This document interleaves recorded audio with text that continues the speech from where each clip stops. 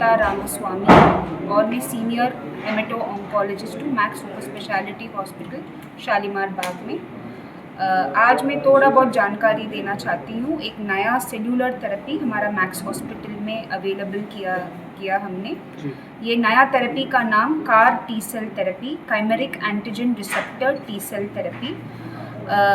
अगर सिंपल बात में बोलना है, ये अगर किसी को ब्लड कैंसर है, अभी कार टी सेल थेरेपी खाली ब्लड कैंसर्स के लिए अप्रूव्ड है। ब्लड कैंसर्स में B cell leukaemia and B cell lymphomas में ये थेरेपी हम दे सकता है।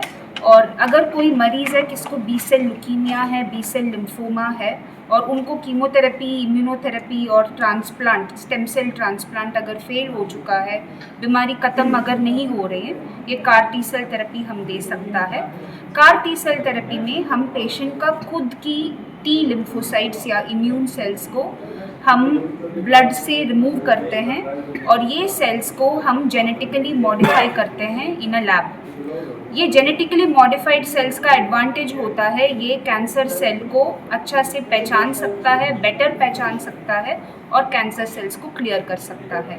कब ये लैब में ये मॉडिफिकेशन पूरी हो चुका है, ये क्या सेल्स हम पेशेंट से निकाला है उसको हम पेशेंट को वापस वो सेल्स को हम पेशेंट को वापस चढ़ा देते हैं और ये कैंसर सेल्स ये मरीज़ का शरीर में रहता है, लॉन्ग टर्म रहता है और कैंसर को कंट्रोल करता है और चेक करके। और अगर देखा गया कि ये पेशेंट बोन मैरो ट्रांसप्लांट के लिए फिट नहीं है और वो बोन मैरो ट्रांसप्लांट ले नहीं पाएंगे, और अगर देखा गया कि उनके पास ऐसे टाइप का बी सेल कैंसर है जिसको ये CAR T cell therapy target कर सकता है, तो उन सेटिंग में पेशेंट को लिया जाता है, उनकी जांच की जाती है, देखा जाता है कि उनका ट्यूमर का जो साइज़ है या स्प्रेड है थोड़ा कम किया जा सकता है पहले या नहीं। अगर कम किया जा सकता है तो अच्छा है। उसके बाद उनके टी सेल्स निकाले जाते हैं, हमारे फैसिलिटी में लाए जाते हैं।